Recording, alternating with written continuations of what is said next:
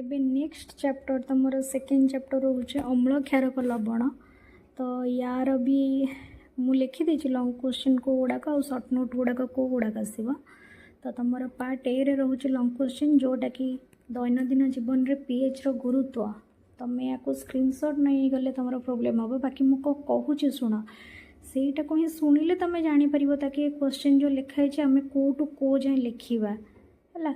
तो ताल देख दैनंदिन जीवन पीएच गुरुत्व जो अच्छे दंत क्षयर कारण तापर परिपाक व्यवस्थार पीएच तापर पछ पड़ियार जो गोटे पीएच अच्छे अम्ल थिले माटीटा आम कौन व्यवहार करवा क्षारक थिले माटीटा आम कौन व्यवहार करवा तापर शुक्र ग्रह कथा लिखाई टे तुम से गुड़ाक लिखिदेव माने 4टा बिट कर गोटे दंत क्षय तापर परिपाक तापर हूँ जो रासायनिक युद्ध जरिया जो डक प्लांट गछ लगे बिछुआती पत्र कामुले जो लगे कुंडे हेले सेटा आउ शुक्र ग्रह कथा लिखिले भी चलो ना। तो पड़ियार गुणटा कौन जदि अम्ल थे जमीटा ताहले कौन कर क्षारक थी कौनटा कर से 4टा पॉइंट ही लिख।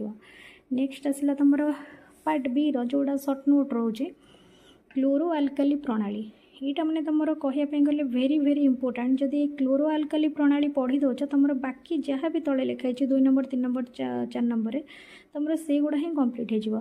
तो क्लोरो आल्काली प्रणाली क्या कहुए एथिरो जो बाहर जो उत्पाद गुड़ाक ता विषय अच्छी तुम ब्लीचिंग पाउडर खाइबा सोडा धोइबा सोडा प्लास्टर पेरिस एगुड़ा सब क्लोरो आल्काली प्रणाली को जब भल कि देखी दौच तुम ब्लीचिंग पाउडर खाइबा सोडा धोइबा सोडा हो कहीं क्लोरो आल्काली प्रणाली रू ही तुम ब्लीचिंग पाउडर आसता है तापर खाइबा सोडा धोइबा सोडा एगुड़ाक ही आसता है।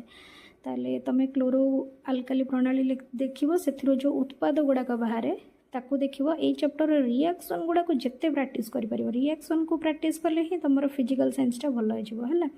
तो नेक्स्ट तुम देखो ब्लीचिंग पाउडर प्रस्तुति और व्यवहार ब्लीचिंग पाउडर केमती प्रस्तुत कराए केमती व्यवहार कराए को क्षेत्र में व्यवहार कराए विथ रिएक्शन है। नेक्स्ट है खाइबा सोडा आम केमी प्रस्तुत करो जगार व्यवहार करा धोइबा सोडा केमिति तैयारी करा जाउची को जगार व्यवहार करा जाउची है एगुड़ाक।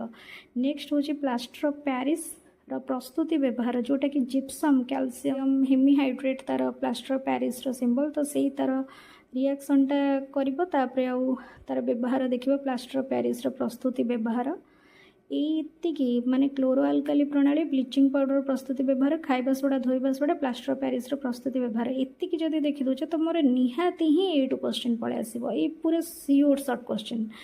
नेक्स्ट गोटे तुम आ गोटे बेले बेले पकाए ग्लुकोज और अल्कोहल विद्युत स्रोत परिवहन करिथाय किंतु अम्ल क्षारक कम पई करि नथाय। ए क्वेश्चनटा भी देखि परीक्षण भी पचारि पारे। तो ग्लुकोज अल्कोहल विद्युत स्रोत परिवहन करे न थाए किंतु अम्ल क्षारक कहीं विद्युत स्रोत परिवहन करे यह गोटे परीक्षण साहाय्य दर्शाओ।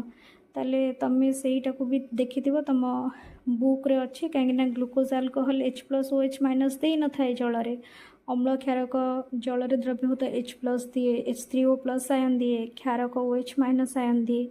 तो से तुम मैंने यही क्वेश्चन टाक देखी यहीटा भी बेले बेले पचारुची बाकी सियोर क्वेश्चन है दैनंदिन जीवन पीएच रो गुरुत्व एटा लॉन्ग क्वेश्चन क्लोरो आल्काली प्रणाली ब्लीचिंग पाउडर प्रस्तुति व्यवहार खाइबा सोडा धोइबा सोडार प्रस्तुति व्यवहार और प्लास्टर ऑफ पेरिस प्रस्तुति व्यवहार।